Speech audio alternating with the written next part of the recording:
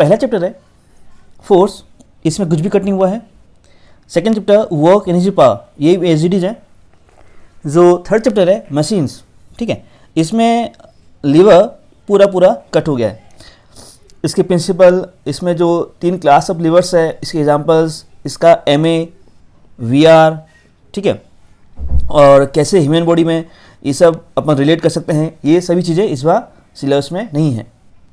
तो जिसके पास Selina publication physics है, ठीक है, सो उसके लिए मैं यहाँ पे पेज नंबर लिख दिया हूँ। जितने भी ब्लू कलर में लिखे हुए हैं वो सब पेज नंबर्स हैं, और जो रेड कलर में लिखा हुआ है वो सब सिलेबस में क्या क्या रिमूव हो गया वो सब लिखा हुआ है, ठीक। और अगर बात करेंगे पुली में, तो पुली में ओनली सिंगल टेकल वाले सवाल आएंगे, ठीक है। नेक्स्ट, अब chapter 4 refraction of light at plane surface, इसमें ये जो चीज़ लिखा हुआ है ये सिलेबस में है, लेकिन इसका जो करस्पॉन्डिंग डायग्राम है वो सवाल में नहीं पूछा जाएगा। Diagrammatic representation not to be test, right.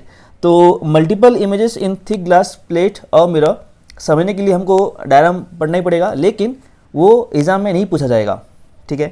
तो इसका पेज नंबर मैं यहाँ पे लिख दिया हूँ, ये पर्टिकुलरली सेलेना के लिए है, जितने भी ब्लू कलर लिखा हुआ है, ठीक। Next, chapter 5 refraction through lens, इसमें सभी चीज़ें हैं, इसमें कुछ भी कट नहीं हुआ है। स्पेक्ट्रम में चैप्टर 6 स्पेक्ट्रम में स्कैटरिंग ऑफ लाइट, स्कैटरिंग में जो उसके कुछ प्रैक्टिकल एप्लीकेशंस हैं ये सभी नहीं पूछे जाएंगे, ठीक।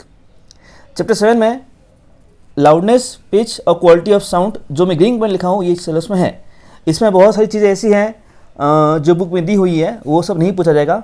क्या है ओनली डेफिनेशंस, कि भाई ये जो 3 चीज़ें मैं बोल रहा हूँ, लाउडनेस, पिच, क्वालिटी, होता क्या है, इसकी डेफिनेशन और फैक्टर्स जो उसको अफेक्ट करते हैं, ये सभी चीज़ें सिलेबस में हैं।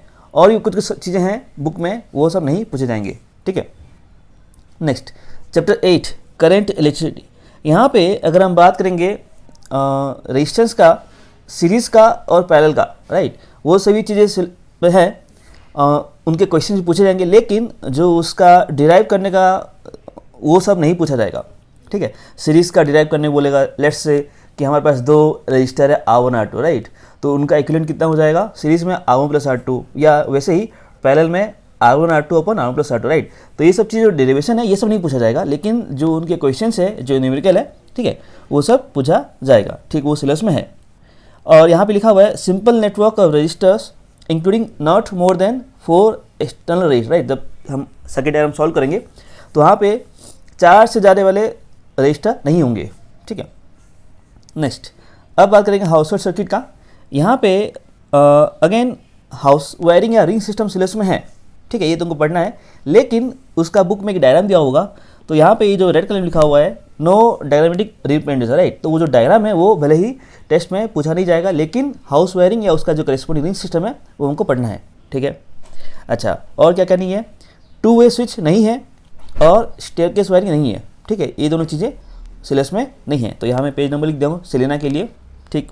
नेक्स्ट, इलेक्ट्रोमैग्नेटिज्म, अब यहाँ पे जो अगर मैं बोलूँगा 3 मेजर चीज़ें जो है वो सिलेबस में नहीं है, वो है एक, ठीक है, DC इलेक्ट्रिक मोटर, दूसरा हो गया AC जनरेटर, ठीक है, और तीसरा हो गया ट्रांसफार्मर, राइट। तो ये सभी चीज़ें सिलेबस में नहीं है, तो अलग अलग बुक में अलग अलग कंटेंट दिया होगा, लेकिन जो मैं लिखा हूँ सिलेना के लिए ये पेज नंबर में मेंशन कर दिया हूँ। तो ये सभी चीज़ें DC electric motor, AC generator और ट्रांसफार्मर, ये सभी चीज़ें इस बार सिलेबस में नहीं है, ठीक। कैलोरीमीटर, ये पूरा सिलेबस में है, इसमें सभी चीज़ें अपने को स्टडी करना है इस बार। फिर आते हैं रेडियो एक्टिविटी, यहाँ पे न्यूक्लियर फ्यूज़न और इनका जो इक्वेशंस है ये सभी चीज़ें इस बार नहीं पूछा जाएगा, ठीक है। तो ये सभी चीज़ें मैं पेज नंबर मेंशन कर दिया हूँ।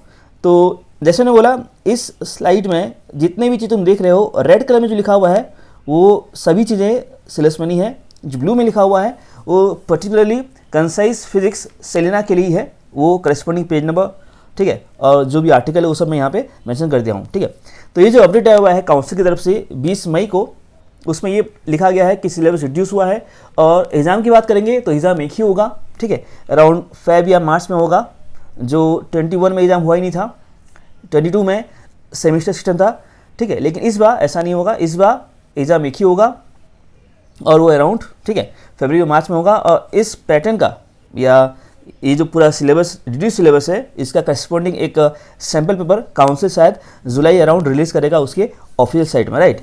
तो कुछ और अपडेट आता है तो आई लेट यू नो। मिलते हैं अगले वीडियो में, बाय बाय।